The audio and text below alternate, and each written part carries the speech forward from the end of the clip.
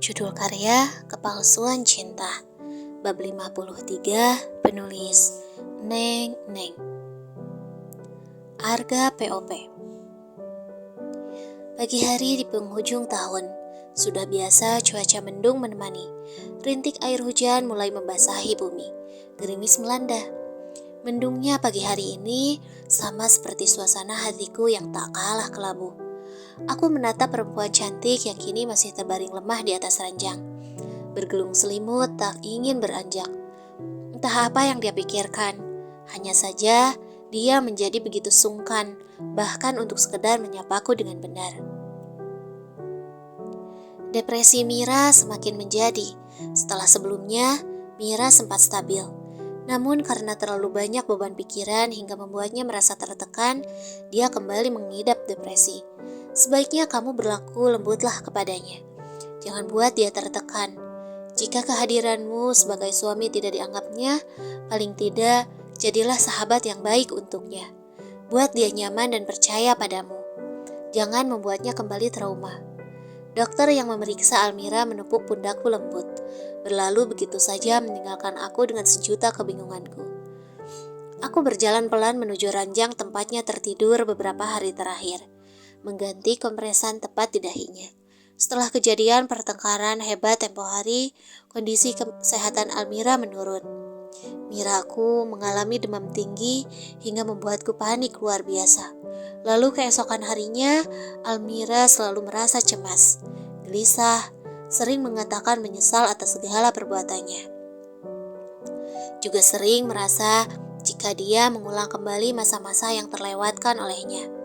Emosinya sering tidak stabil.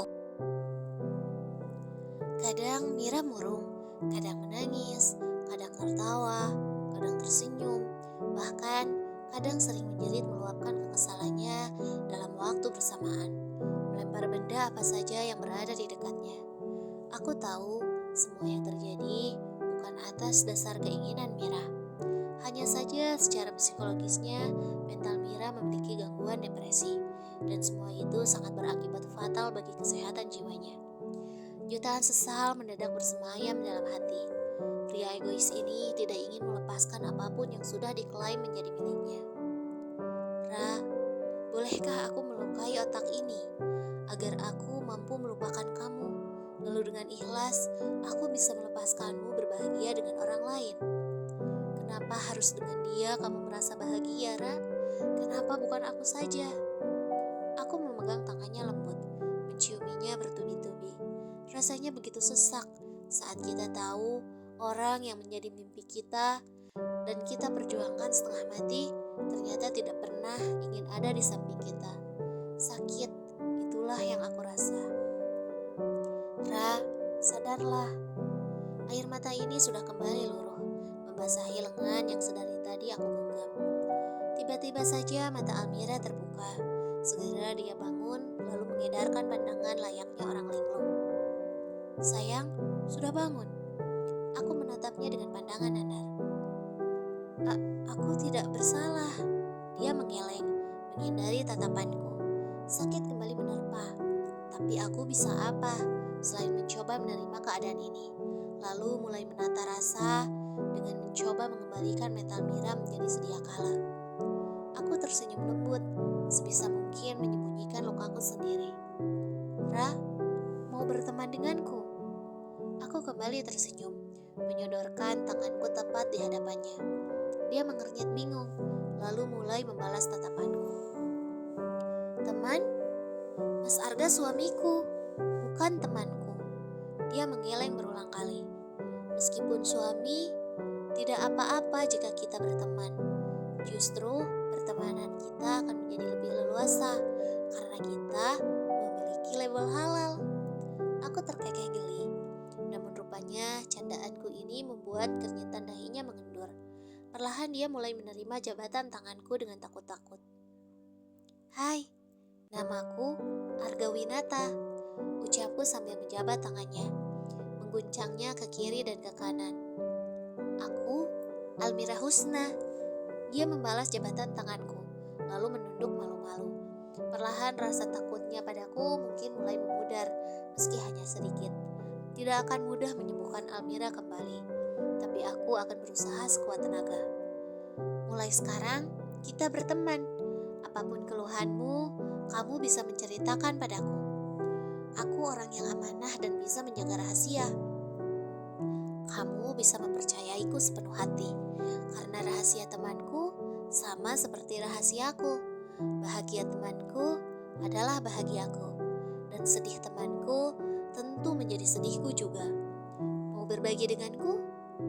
Aku kembali mencoba sekuat hati untuk memulai perkenalan dengan Almira. Boleh, tanyanya dengan raut ragu. Tentu saja, kita adalah teman. Aku tersenyum mengelus kepalanya. Awalnya dia sempat menghindar, tapi lama-lama Almira merasa nyaman dengan usapan tanganku di kepalanya. Setelah aku pikir-pikir, pertemuanku dengan Almira adalah pertemuan yang sangat singkat. Tiba-tiba saja aku jatuh cinta pada gadis kecil yang baru pertama aku temui. Aku tidak mengajaknya pacaran atau berkencan layaknya remaja yang tengah jatuh cinta, atau melakukan pendekatan layaknya pasangan lainnya. Tapi aku langsung menikahinya, hanya karena aku ingin Mira seutuhnya bisa menjadi milikku. Aku sadar betul jika semua yang aku lakukan selama ini adalah sebuah keegoisan. Maka izinkan aku memperbaiki segalanya mulai sekarang. Harapku masih sama, aku ingin Almira menjadi milikku. Meski kini, aku melakukannya dengan cara yang berbeda. Aku mau minum obatku. Almira mencari-cari obat antidepresi yang beberapa hari ini dia konsumsi. Dengan obat tersebut, Almira akan menjadi sedikit tenang. Namun akan kembali mengalami gejalanya ketika Almira kembali merasa tertekan. Obat itu menurutku tidak baik bagi Almira. Aku tidak ingin dia ketergantungan dengan obat-obatan. Aku ingin mengembalikan Mira menjadi seperti dulu, ceria dan memiliki mimpi yang tinggi. Semangat juga tidak ingin ditindas. Kamu sebetulnya tidak perlu meminum obat itu lagi. Sebagai seorang teman, aku akan membuat kamu menjadi sehat, walau tanpa obat. Aku mencoba menahannya agar dia tidak meminum obatnya lagi. Sehat? Aku tidak gila. Almira mencengkeram kepalanya kuat. Ra, hei, kamu tidak gila. Kamu adalah istriku, dan kamu sudah menjadi temanku. Pemilik hatiku tidak gila, dan kamu tidak butuh obat lagi. Aku berusaha meraih tubuhnya meski dia terus meronta, menepis tanganku, menolak sentuhanku, dan terus memukuliku membabi buta. Aku tidak gila. Pukulannya melemah, namun isak tangisnya masih terdengar jelas. Kamu tidak gila sayang, maafkan aku. Kurang tubuh ramping Mira, memeluknya erat, lalu mulai mengelus punggungnya perlahan, hingga Mira menjadi sedikit tenang. Ra, aku janji, aku akan membuatmu menjadi seperti sedia kala. Kamu dan aku, ruh kita sudah menyatu. Jadi, bagaimana mungkin